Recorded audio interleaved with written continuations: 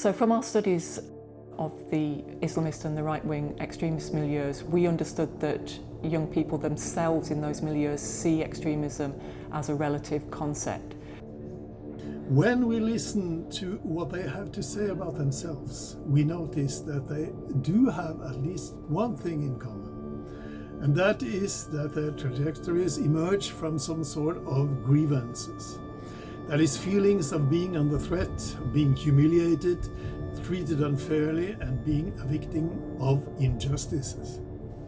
Across the 9 milieus of right-wing extremism that we studied, one of the key grievances was around the influx of difference, as we call it.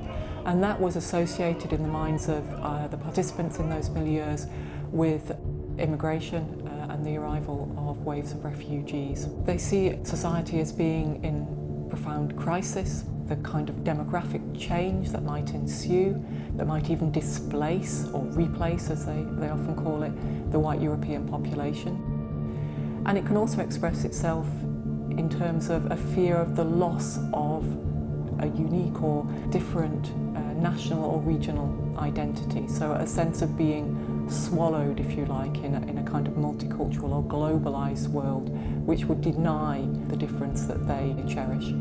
And a particular threat status is attached to Islam as a belief and Muslims as followers of that belief.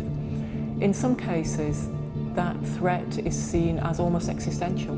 The young Muslims, who are also immigrants, report a series of grievances unfolding as they grow up. Racist, verbal or physical attacks, or Islamophobic attitudes met at schools, by teachers, by the police, by employers, by state officials, by the media, the politicians and fellow citizens. Many of the respondents had a history of contentious relationship too. Parents, teachers, employers, police and other state authorities. So here we see again that radicalization and radicalization trajectories are about contentious relationships, generalizing to more and more people and spinning out of control. Another major grievance relates to a sense of not having a political voice. So feeling that they're not being listened to or that their views are somehow illegitimate.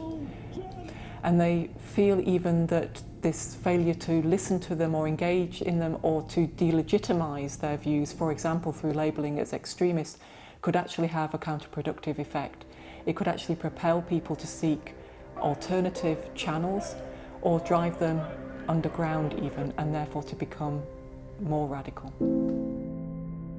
For some young radicals or extremists, such grievances become something that makes them vulnerable.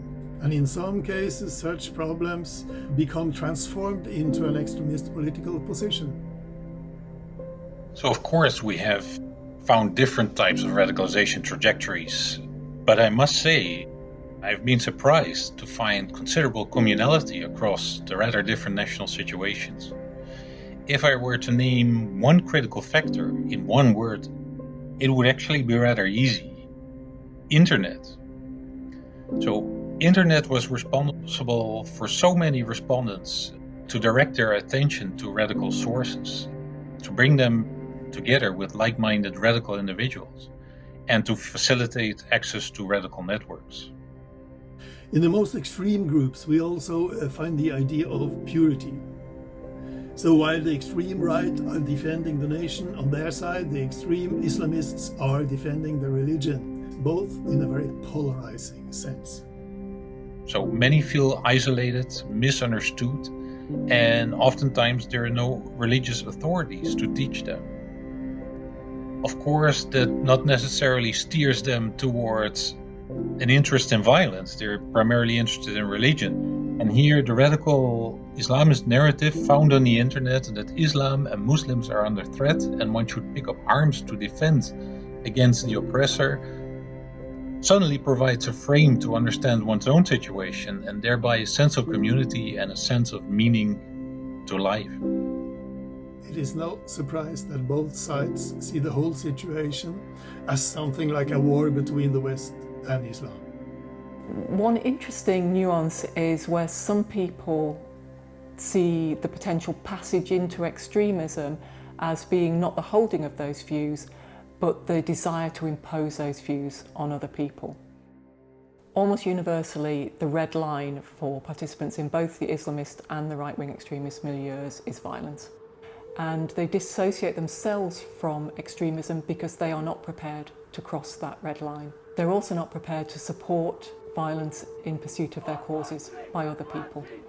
At the same time, they are adamant that everybody has the right to whatever views they want and to express those views. And one of the areas where we really encounter where freedom of speech rubs up against what constitutes hate speech. So one of the findings from our research really supports the idea of Macaulay and Moskalenko that there are in fact two pyramids, if you like, of radicalisation that run in parallel. Radicalisation of opinion and radicalisation of action. And actually there's quite a weak relationship between the two. So the radicalisation of views does not necessarily mean that there will be a passage into violent action. The impact of radical messages on the internet should be considered also very much in real-world context and the real world of the respondents. The vast majority of the young people that we talked to in these milieus did not end up as violent extremists. By looking at a wide variety of actors within milieus, we were able to see exactly how trajectories developed and ended in different places. So not only in violent extremism, but in, for example, stalled extremism, partial extremism, or indeed non-radicalisation. So people who engage with radical ideas but set themselves very clear thresholds over which they would not pass. And so we think by studying these kinds of trajectories, of course alongside the study of pathways into violent extremism, allows us to see not only how young people may be vulnerable to radicalising messages, but how they engage with them, how they reflect on them, and how they develop protective strategies to prevent themselves and others around them from passage over those thresholds that they set themselves.